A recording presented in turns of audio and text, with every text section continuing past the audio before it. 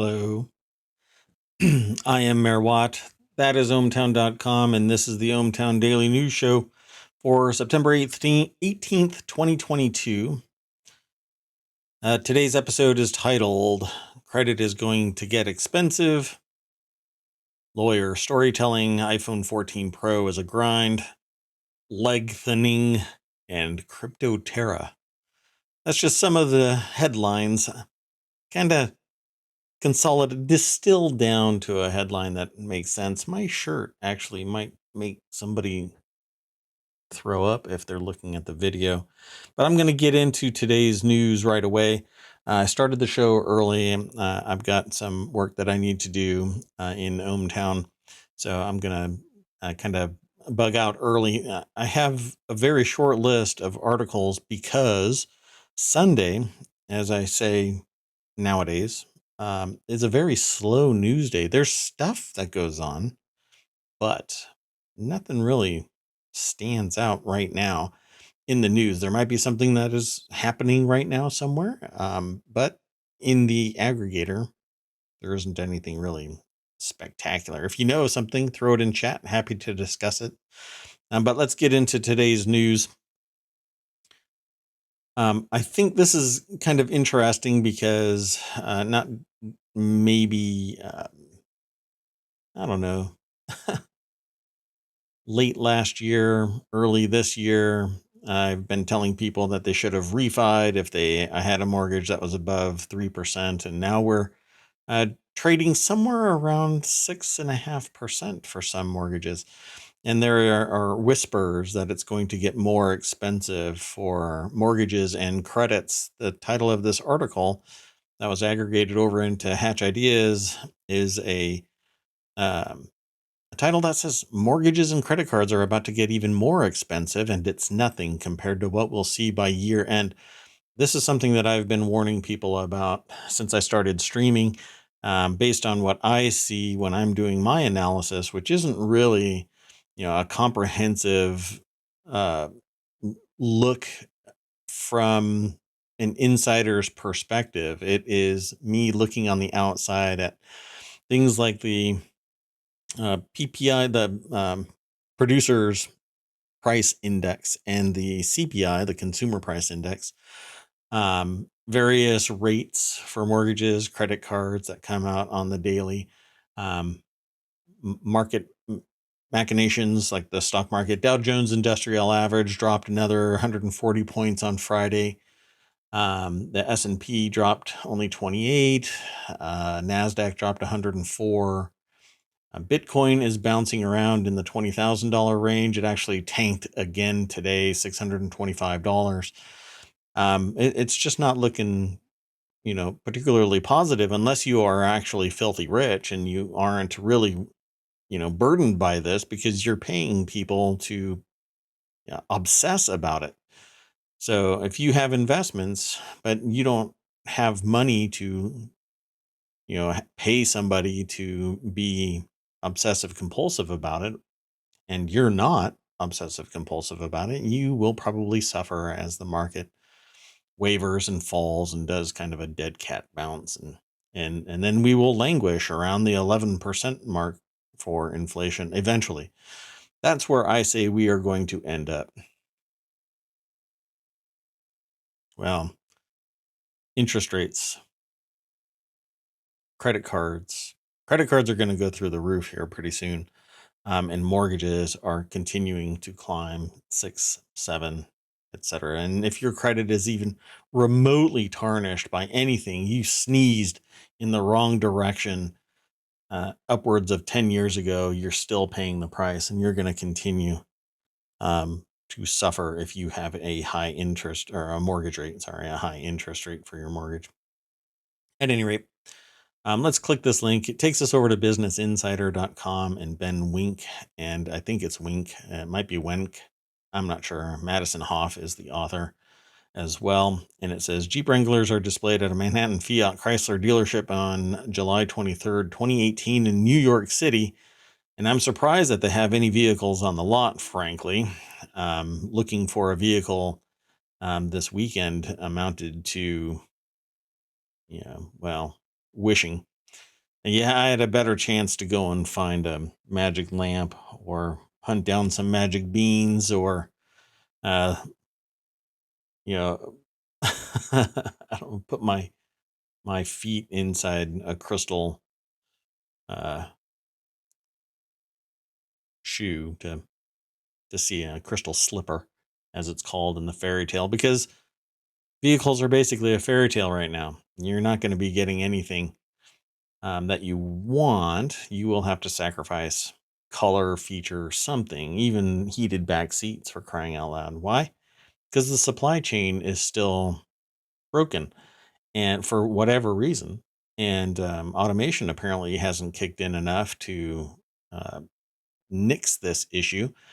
And talking to various people within various dealerships, I was told that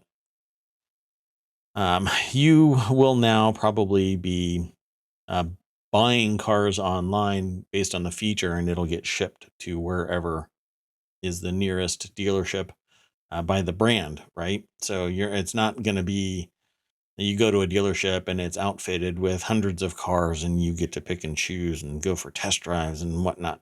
In fact, attempting to go for a test drive at more than one dealership resulted in the car was sold between the time getting to the lot and getting in seat. So it was pretty fascinating to see it actually happening in real time versus the conversations that I've had with people outside of it. Um, I know people that are in the industry, but they basically said, "Yeah, you're gonna have a hell of a time," and I wanted to see it firsthand, so I actually went and looked. Yeah, you're right.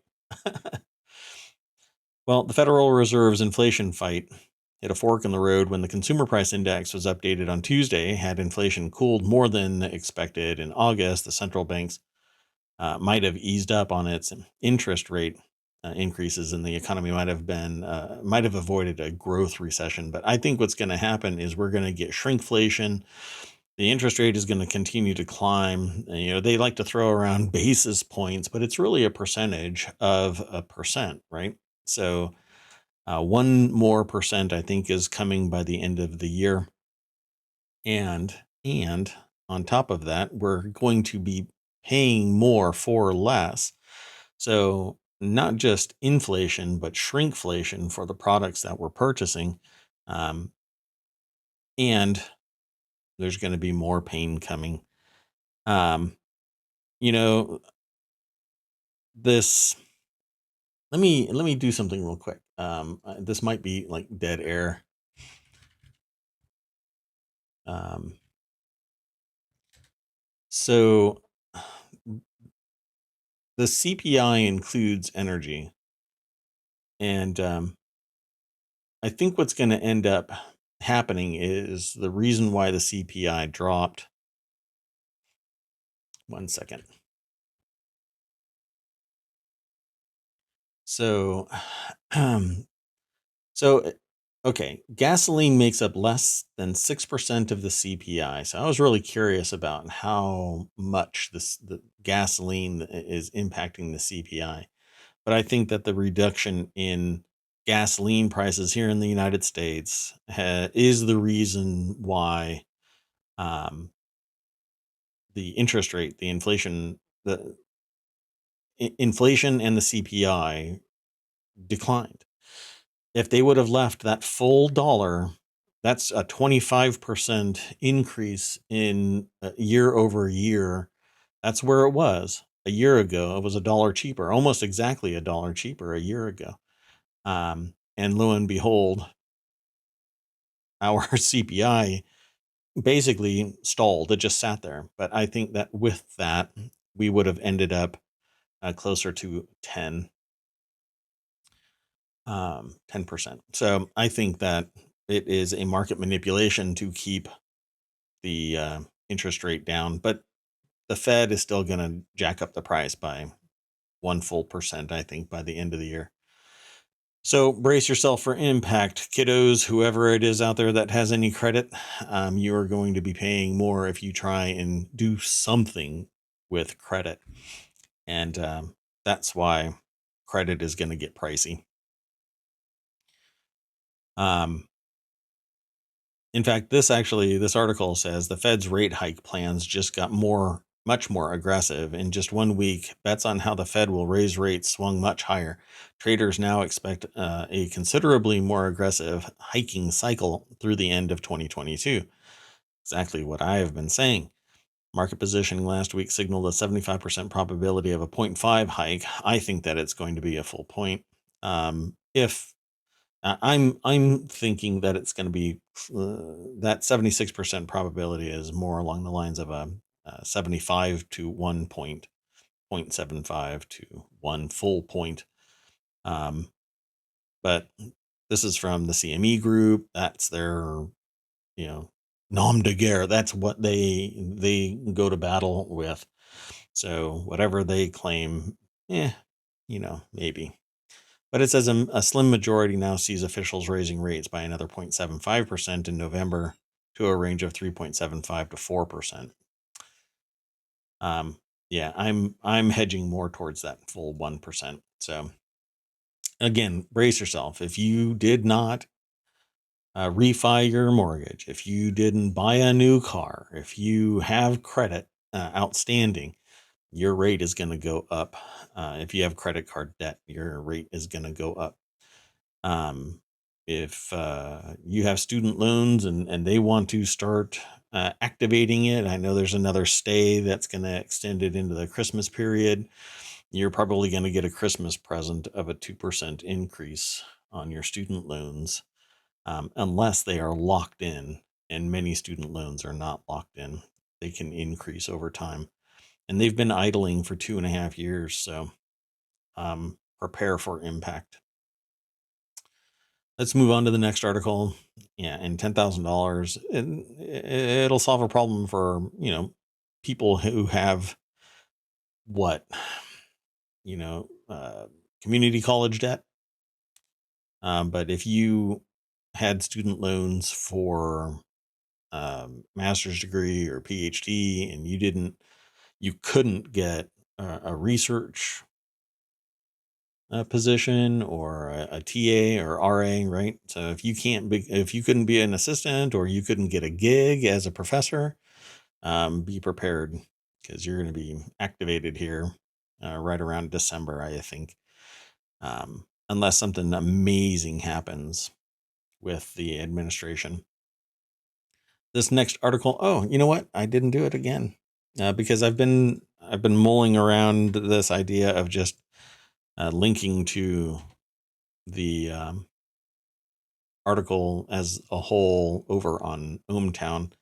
There's now a means by which you can listen to the podcast via ohmTown.com. You just type in ohmTown.com/podcast, and it'll pull up all of the latest synced episodes, but not a video of it. That you can still get over at YouTube after, or the VOD here on Twitch. But I don't do it immediately. I don't copy it over immediately. That said, let's move on to the next article. And that next article is 6 storytelling do's and don'ts for lawyers. There's no note in this. And I think it's probably because it's a really small article. But the ABAjournal.com is the source. Chris Arledge is the author. 6 storytelling do's and don'ts for lawyers. I'm very interested in law, but I'm not a lawyer. I've gone through what amounts to a pre-law program, and considering a master's or PhD program. I don't know if I'll bother. A lot of people just kind of say, don't you have enough? Well, yeah. But anyway, so this person says that they taught many trial advocacy courses for lawyers in America and knew what to expect. Participants, usually big firm associates, were almost uniformly smart, hardworking, and eager, and at least in the beginning, lost in the courtroom. Yeah, when you start out, you typically do get lost in the courtroom. Anybody that doesn't have some reservations is just overly proud, and then maybe if they come out winning that first one, just straight up cocky. But um, I've heard some stories. So it says, don't convey information, convey a particularly boring information outside of a narrative. Don't allow your story to become secondary to your message. There are conversation notes from this author here in this article. So if you're interested in this to a deeper degree than what I'm conveying here in this kind of summary, I'm not going to go into each of the things. I hope that you find this conversation interesting enough to follow the link and go over there. It's in the show notes. It'll be in the VOD, and it's going to be in the podcast show notes or on ohmTown.com at a later date. But you can definitely just click that link and go over there if you're in my chat. I hope somebody's in my chat. I don't know if you are. People come and go. I hope that you dig this and you follow, and then you get informed when I come online. It's typically on Sunday a slow news day, so this will probably be about 30 minutes, 45 minutes, maybe. Depends on how much soapboxing I do. Stuff like this. Anyway, do focus on real characters, not on archetypes. Do embrace your character's flaws. And don't try to hide. If you pretend that they don't exist, your counterpart on the other side is going to draw attention to those flaws and even make an example of them in such a way that might exemplify that you're hiding them from the jury or judge. And that will always turn out bad. Obviously, don't prop it up as if the person is, completely innocent if they do have some culpability. Do know the importance of casting. Again, I'm not an attorney. This isn't legal advice. This is basically, I'm interpreting what this person is saying. They're the attorney. They wrote for the abajournal.com. So by all means, go over there and read the minutia of it. Do remember that stories are built on facts and facts take time. So be prepared. And that's it for the rest of this. It says here that the story was originally published in the August-September issue of the 2022 issue of the ABA Journal under the headline "Making Your Case: Storytelling Problems and Solutions." And I've not tried a case. I'm not an attorney. I don't represent anybody. Even if I was an attorney, I'm not your attorney. I make that caveat again and again. But some of us are very interested in law, and I certainly am. So let's move on to the next article. I thought this one was interesting because it has to do with the latest iPhone. The iPhone 14 Pro users are reporting camera shakiness and a grinding noise when using third-party apps. That's kind of shocking to hear. Painting a full picture of this is over at The Verge. Users who just purchased a new iPhone 14 Pro or Pro Max might experience a strange issue, uncontrollable lens movement, according to 9 to 5 Mac. But this was actually aggregated from TheVerge.com. As demonstrated in videos and complaints across the web, some users notice that their camera shakes and even makes an awful grinding noise when opening the camera on a third-party app like Instagram, Snapchat, or TikTok. I would be returning that phone and making sure that the new one actually does function properly, even if it meant sitting inside an Apple store and doing a restore just so that I can make sure that the device is working up to snuff. Apple, and I wouldn't even for a moment go, well, let's just turn it into tech support. Nah, that's not going to work for me. Regardless of the time frame. I mean, if I'm past the 14-day or 30-day or whatever return period, I would probably return it wholesale and then just buy a new one, and leave my my archive in the cloud and then just restore it.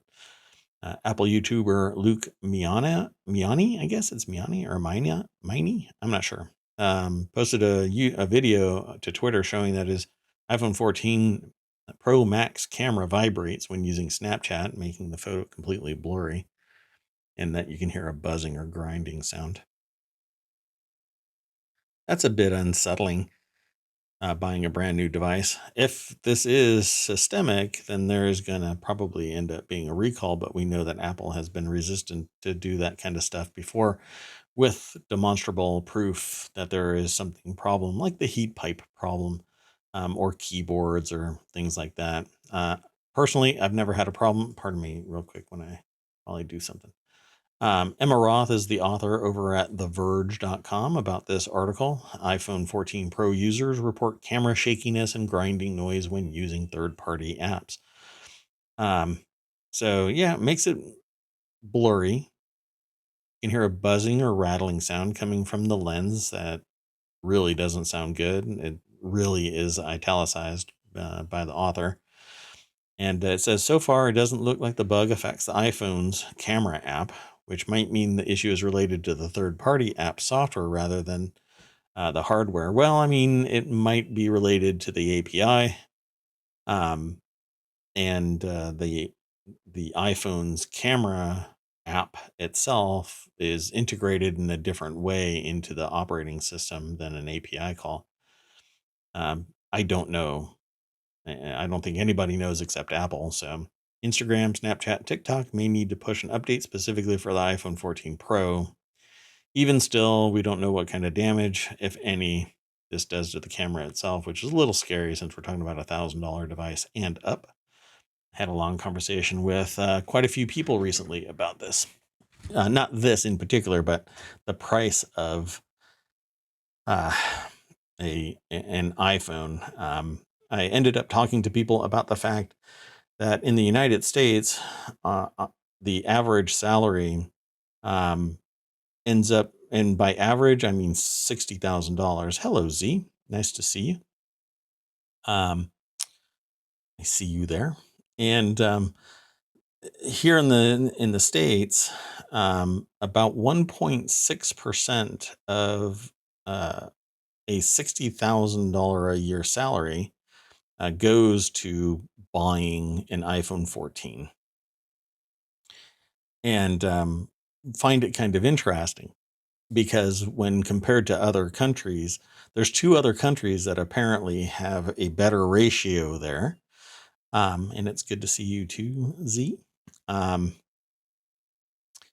and I thought it was really interesting that um, here in the States, we kind of idolize ourselves as being number one, but we're never really number one. I'm probably going to get a lot of hate mail for making a statement like that, but you have to realize that it's a big, wide world out there, y'all, and elitism does not look good for anybody. So, just the fact that there are other places out there where the ratio of salary, um, uh, so there are some countries out there where the ratio of salary to acquire an iPhone is on the order of um, somewhere around 80% of an annual salary. And it's just insane that that is how much it costs to do to have a quote unquote modern life, right? But I work with a lot of people from around the world, and the amount of skill and knowledge and capability, uh, on average, I would say, is excellent everywhere as long as the people have the opportunity to exploit their knowledge and skills and abilities. KSAs, as a lot of people that are in government contracting call it. Um, and I love that diversity and difference of opinion and perspective and skill, and I just dig it. And it just seems like in other places there's something that's exploiting the opportunity and resources and keeping that separation between the elite that are running a given country and the people that are in the country. Um, and it's a much more complex sociological mechanism of the world I'm happy to discuss that kind of stuff when eh, but right now it's just we end up going far, far, far afield from where we are, and that's one of the problems with my associative thinking process, where we just follow this path down a road, and then I have to drag it kicking and screaming back. Um, it is what it is. But a phone costing $1,000 in the United States is not the same as a phone costing $1,000 in some other country where it has a history of being exploited by others who act like locusts, come in, take resources, a few people benefit from it, everybody else suffers, and the people who exploited it are never heard from again. And then in conversation you find out, oh, it's that country or that country or that country. um Meanwhile the suffering still continues. And then it's never discussed. The people that need to learn the lessons from this kind of stuff and not be sociopathic and seek to find greater equality, they don't want to discuss it. They want to, burn the books and never discuss it. um we need to learn the lessons. Everybody is a human being. So let me move on from this. And the next article is over in the Word and Tech. And here's the article.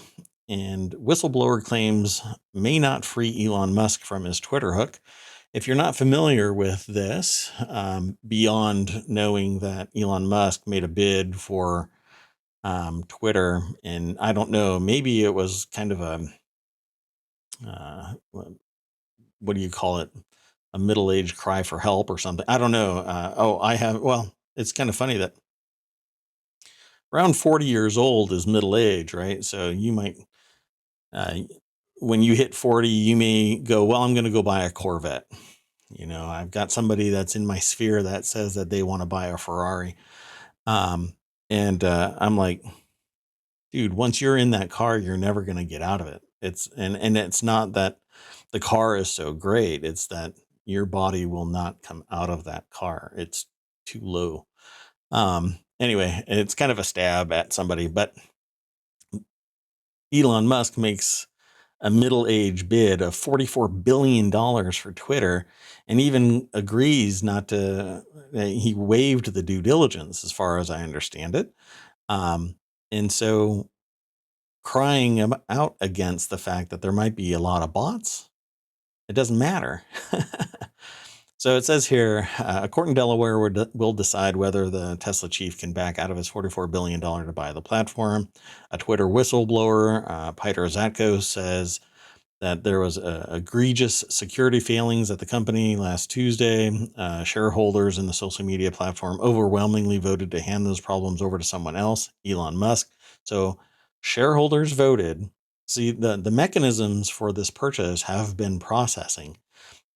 Not only did the board agree, but the shareholders have agreed. So now it's basically the Tesla CEO and SpaceX director basically going, well, oh snap, I either pay $1 billion to bow out, which is going to, the return on the investment of Twitter just got very nice. Or he's going to buy it outright. And if he buys it outright, it is as is. So it says it's unlikely that the Tesla CEO, who owns more than 9% of Twitter and agreed to buy the company in April, was among the 99% of voting shareholders who backed the $44 billion deal, given he is now determined to abandon it. And a Delaware judge will decide on October 17th. So Halloween's going to get a whole lot spookier. So he's either going to purchase it or pay that back out deal or that back out price. Um, and we'll see shortly. It's a month away. Um, so I'm really curious if what's going to happen is very intense negotiation is going to take place between now and that trial. Um, and, but I also think that there's going to be a whole lot of manipulation going on, people saying things. Meanwhile, the board And the directors, the C-suite of Twitter are staying mum. They're keeping their mouth shut because that is the right thing to do. Meanwhile, the dumpster fire in a school bus on fire heading towards a nitroglycerin factory that is Elon Musk is sitting there saying all kinds of crap nonstop. He just can't shut up. So David Einhorn, founder of the Greenlight Capital Fund, bought a new stake in Twitter last month, reflecting his view that the Delaware Chancery Court will follow the law and apply it here by forcing Musk to complete the deal at $54.20 a share. Now, the shares right now, let's see. I didn't look before the show because I didn't really think of it, but let's see what Twitter is trading at right now. So it's trading at $41.45. So if you go and buy some shares right now, you'll make a cool $14 roughly per share if the sale is forced. Not bad, right? You'll make a cool 25% profit. Not bad at all. So Zatko, nonetheless, has given Musk a chance in Delaware court with a whistleblower complaint that alleges a wide range of security failings at the company. In his testimony, the former head of security at Twitter, who joined in November 2020 and was fired in January this year, said he had uncovered extreme egregious deficiencies by Twitter in every area of his mandate, including interference by foreign governments and poor control of employee access to user data. All right.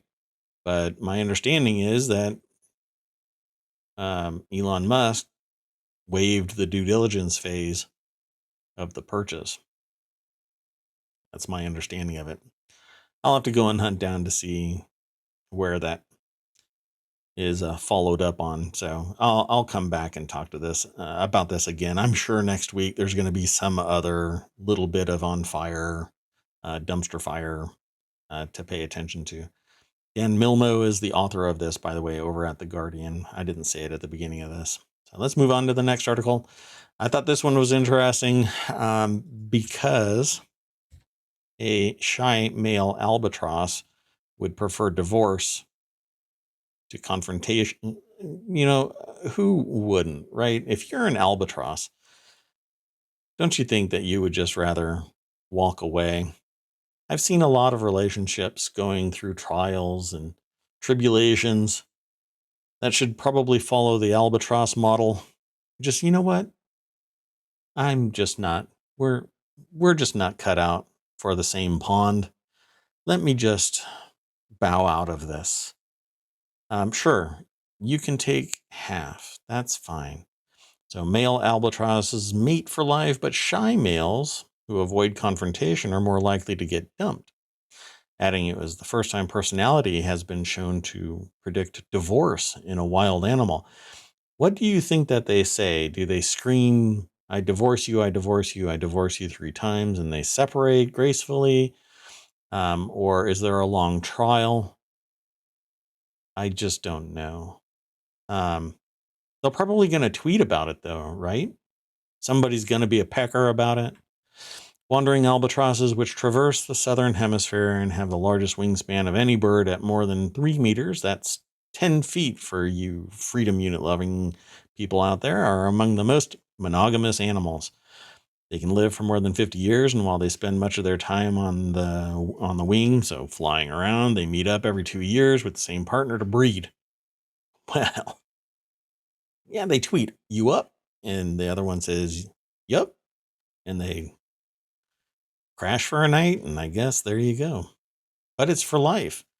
Why would they seek a divorce? It says divorce is a super rare event occurring around 13% of the time. How do they know? Where's the signing of the documents? Do they really dissolve the marriage in some way? Is there a prenup? I don't understand science sometimes. It's like magnets, I guess. But if they find their breeding partner's success is too low with a specific partner, they may look for another one. Oh, well, hence little blue pills. So Z says, I want to witness albatross divorce court. Yeah. That would be interesting. I wonder how that would work.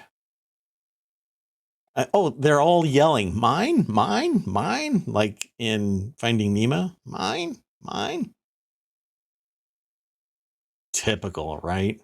Everybody fighting for property.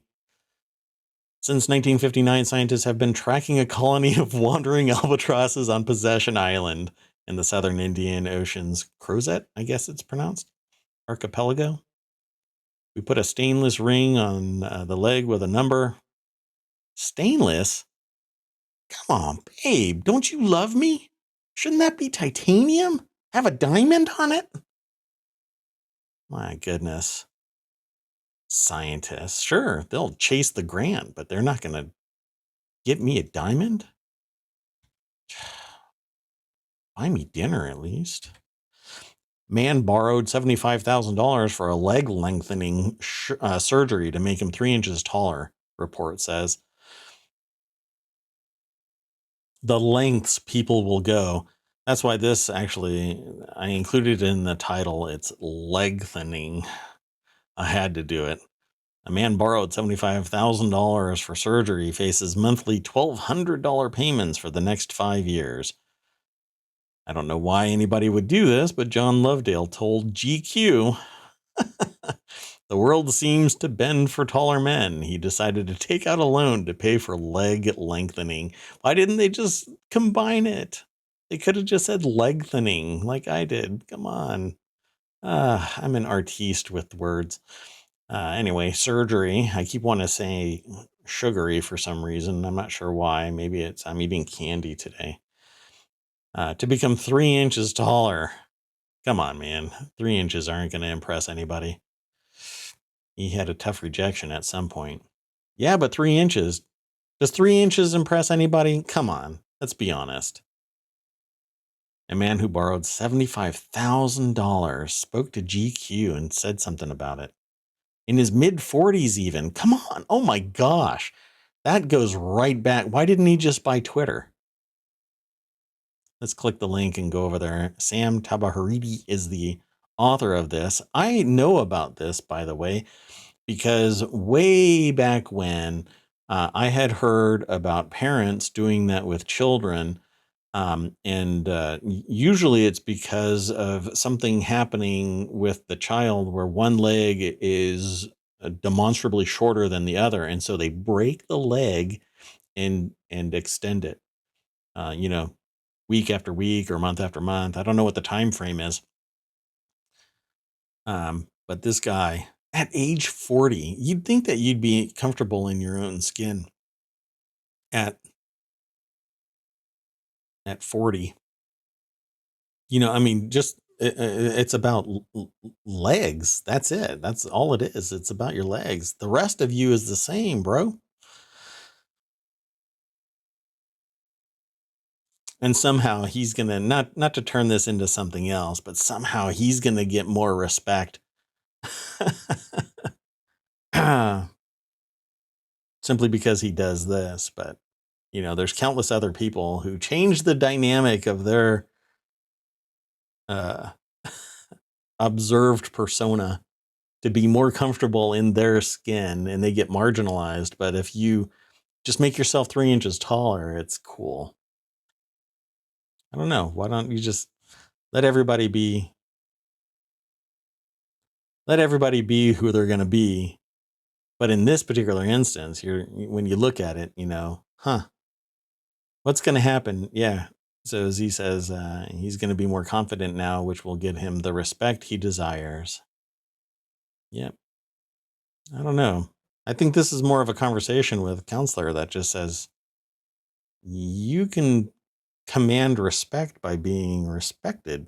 Be confident in your own skin. And nobody really cares that you're 3 inches shorter, for crying out loud. So he decided to take the opportunity to become 3 inches taller. When he heard about the procedure, before doing so, he was about 5'8", almost 5'9", slightly less than the average height of 5 feet 9 inches. So he wasn't comfortable being average like the rest of us. I'm shorter than that, so apparently I am below average. Oof. Lovedale took a loan from an online bank named SoFi to pay for the surgery, which costs between $70,000 and $150,000, depending on whether the patient wants to grow by 3, 4, 5, or 6 inches, GQ reported. Can you imagine? Your legs would be like wildly longer than the rest of your proportions. So your knee socks would now just be ankle socks. And you'd have tinier feet than maybe the natural order of things based on your genetics. You are what you are. Be what you are. But I guess it's their money. I really don't find this in any way a problem. I just think that it's an interesting aside that a member of society thinks that this is what they need to go through to command respect from other people. And it's not, and maybe it's about themselves, but they didn't say, I want to feel better about myself. They said, I want respect from other people, which is completely different than what so many other people out there want. So many other people want to be comfortable in their own skin, whatever they are in their own skin, and they don't get the respect they deserve just trying to be comfortable in their own skin. But this guy can spend 75 grand to command respect from other people. And I agree, Z. In his mind, it'll be the validation he needed. But like I said, 3 inches isn't going to command respect from anybody. Despite the stigma surrounding cosmetic surgery, it appears to be increasingly common for men. The Washington Post reported in January 2020 that men were turning to all kinds of cosmetic procedures in an effort to get ahead in their careers. I think the limit that I would do is teeth whitening. And if you don't respect me because I'm not 5'12" or 5'11" and bordering, oh, I gotta say, I'm 5'11 and a half. I'm not, but you don't know that from anything because I'm sitting on camera. So I could tell you that I'm 6'4". You just have to accept it. I am who I am. So interesting, right? Yeah. I'll stop at teeth whitening. The next article is in the Word in Tech. Did I say who that article was from? Yeah, I did. Here's the next article. South Korean founder of failed cryptocurrency Terra denies that he's on the run. Do Kwon, the South Korean founder of failed cryptocurrency Terra, wanted by police, has denied that he's on the run after Singapore investigators said that he's not in the city-state that he, as had been believed. Kwon's whereabouts have been thrown into question after a statement from Singapore police. So if you're not on the run, shouldn't you be presenting yourself to authorities? This is from the France press agency. Do Kwon's whereabouts are still unknown since the South Korean court issued an arrest warrant earlier this week. You're not on the run, but you can't be found. The collapse of Terraform Labs earlier this year wiped out about $40 billion of investor money. Kwon has been accused of fraud by 5 investors based in South Korea, and he's being investigated by Financial Crimes Unit and in the U.S. by Securities and Exchange Commission. There was something that I read weeks ago saying that the people that started up Terraform are planning on starting it up again in a different way. And this just screams what I have always hated about big business. The people that run mega corporations, they siphon away the wealth and they make themselves personally rich on the risk that they take. Now, a lot of businesses continue to exist, but when they collapse and they flame out and they take so many other people's wealth, it's all done with that insider information. They know what they are doing and they know that they are pulling wealth out and making themselves rich. Meanwhile, let's just say, I don't know, a casino collapses, even though really casinos don't collapse in history. And unless somebody, as the founder says, I'm done, it doesn't actually flame out and collapse because it gets driven into the ground. Yet, in some instances, the owner of a casino, I'm not going to name names, will siphon wealth from it, you know, and then it'll crash and it'll take everybody with it.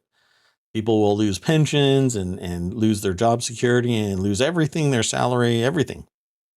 Meanwhile, the millionaires that are running it don't feel the pinch because they've been enriching themselves all the while. And then their exhale on the way out is, you should have pulled yourself up by your bootstraps and prepared for my unethical behavior. It's not illegal to do what I'm doing. I'm just a scumbag. So it says, early Sunday, he said on Twitter, I'm not on the run or anything similar, but he didn't reveal where he was. Maybe he's easy.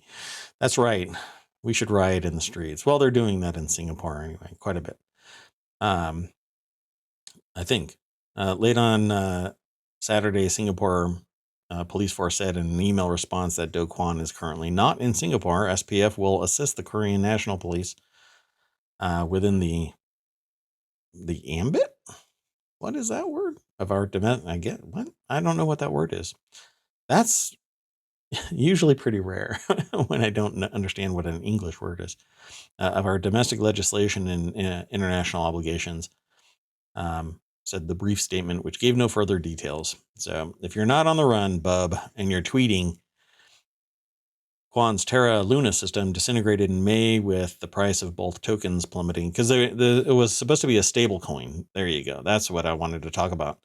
So stable coins bred trust, and ultimately the stable coin from Terra imploded with the company, and its collapse sparked more than 500 billion in losses. None of it, by the way, insured in any way, shape, or form. Even with the claim that it was. Yeah, that's interesting. I don't think I've heard that term, but thanks. Kind of from the context of it, I kind of figured that's what it was hinting at. Stable coins are designed to have a relatively stable price and are usually pegged to real world commodity or currency, but so are crypto. Every crypto coin, basically, you don't sit there and look at a crypto coin and go, or cryptocurrency and go, gosh, I wonder what this cryptocurrency is in some other cryptocurrency. That's not usually how it works. It's some element of the domestic currency that it's pegged to, so that you have a frame of reference, because you can wrap your head around, oh, a Bitcoin is worth 20,000 US dollars or wherever you might be. But the moment you try and go, well, what is a Bitcoin worth in terms of goods or services? Suddenly it's beyond arm's reach. It's this abstract layer of gobbledygook framing it for whatever it might be. Oh, it's 5,000 pizzas or something like that, right? It doesn't make any sense to a human being. Not until you translate it into that currency that you're domestic with, that you're tied to. And then it suddenly makes sense. Bitcoin, by the way, is like at $20,000 again. Let me see, actually.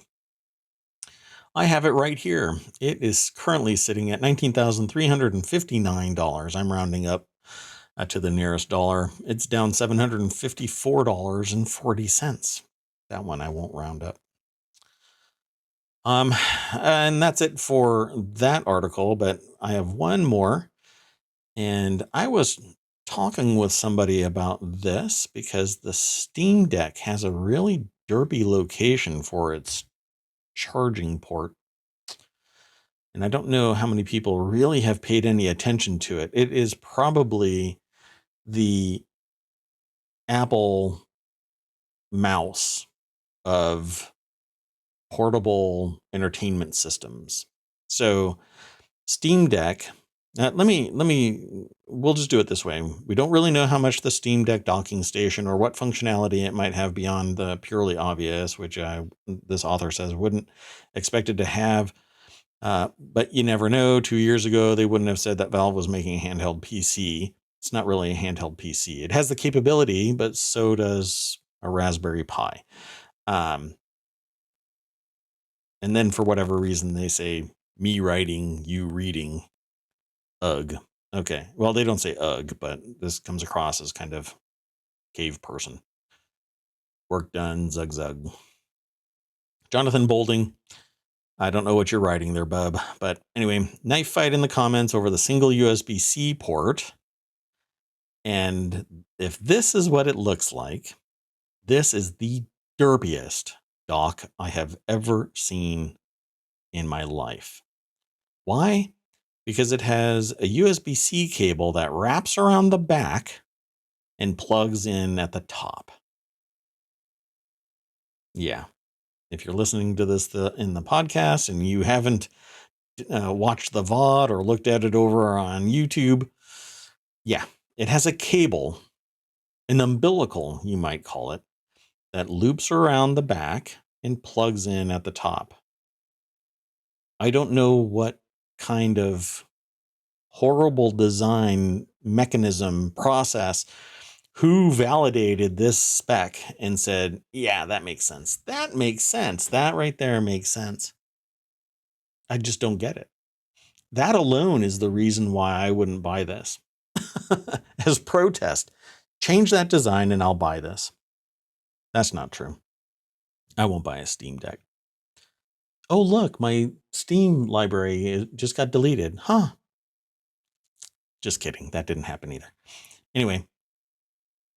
So yeah, the Steam Deck has a single USB-C port at the top, and then the dock breaks it out into HDMI ports and USB ports and whatnot, power and so on. But it doesn't make any sense to have that there. It should be dead center on the bottom. I can walk up and plop it down. It locks into place and ta-da, everything. No cable, no derpy cable. Every design spec should have fought around that. There should have been people dying in that lab, on that hill, in that lab, to keep that USB-C centered at the bottom of this device, regardless of everything else. It does not make any sense. So just for a second, this is over at PCGamer.com. Again, it's Jonathan Bolding who wrote this article. And there's a bunch of pictures here. It says the official dock is casually being shown off at Tokyo Game Show. They should not have released this like this. And definitely not drawn attention to the fact that that USB-C connector is at the top.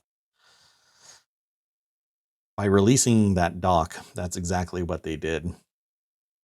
So the official Steam docking station was advertised on the Steam Deck page from its inception.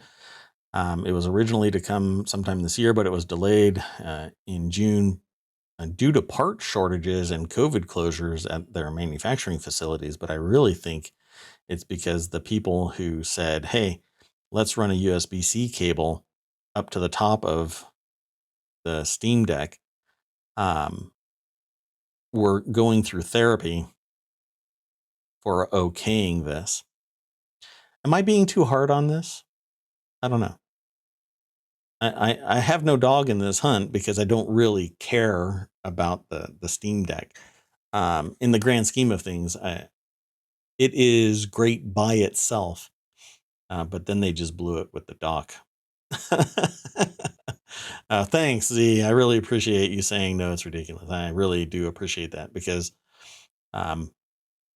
looking at this, I've talked to other people about it and they look at me like, wow, you're really bent out of shape about this. But for me, this is a horrible, horrible design, but people bought tons of these devices, which basically validates the design. Yet people are going to sit there and go, what the hell is this? Once they find out and they really wrap their head around the fact that there's this stupid little stubby cable that, bloop. I don't know. I want it down there underneath, regardless.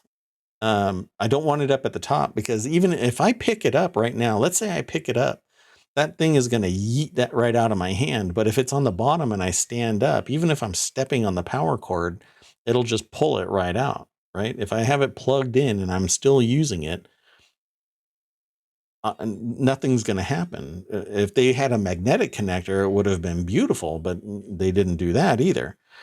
So I'm just kind of struggling with the whole spec. It's just kind of bananas. You know what? No autoplay of video. That that too should be illegal, just like this design. Anyway, if you want to read more about the Steam Deck dock, man, doesn't even sound right to say it. Couple the fact that I've got a Stream Deck sitting here. It's the Steam Deck dock. I don't know. It's almost like a Disney name. Okay. At any rate, that is all the news for today. I went through my aggregator. I found a bunch of stuff, but there was a lot of it political. I wasn't in the mood to talk about politics today. But there, a lot of it is older news, and a lot of it's rehashing stuff that I've talked about in previous streams. So, as usual, Sunday is kind of a slow news day, and I think we'll just call it that right there. We're just shy of an hour anyway, so if you have any comments or concerns, I am imminently available. You can send a message in various forums. I'm over on Twitter. There's a Discord. You can go to ohmTown.com. You can send me messages here in chat. You can go over to YouTube. You can download the podcast. Yeah, the show is around, and you can use any podcatcher of your flavor. It pretty much gets distributed everywhere. If you know of a place where it's not when you do a search, let me know. I'll make sure that it gets there. I'm actually trying to get it listed in IMDb now. That should be interesting, but they really haven't made it an automated process. And I really hate manual stuff in an age where I can turn anything into an automated process. Um, they've made it kind of a little bit more difficult than anything else I've seen in the in the realm of the digital world. But that's about it for today. I want to thank anybody who is in my chat. Z, particularly, you are there and you let me know that you're there. I really appreciate you coming. I'm not playing any games today, though. I haven't really, even since I started this. And you have a great day. For me, it's night. But as soon as I'm done here, I'm still working on ohmTown. So thanks for coming.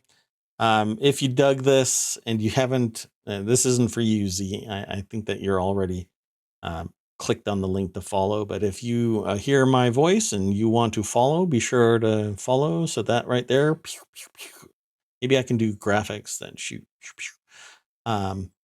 That would be great to hit 100%, my follower goal. I don't really push it very hard, and it is what it is. But hope to see you around. I'll be here tomorrow, 6 o'clock, if everything happens properly. You never know when an asteroid might hit. I'm out of here. See you tomorrow. Bye-bye.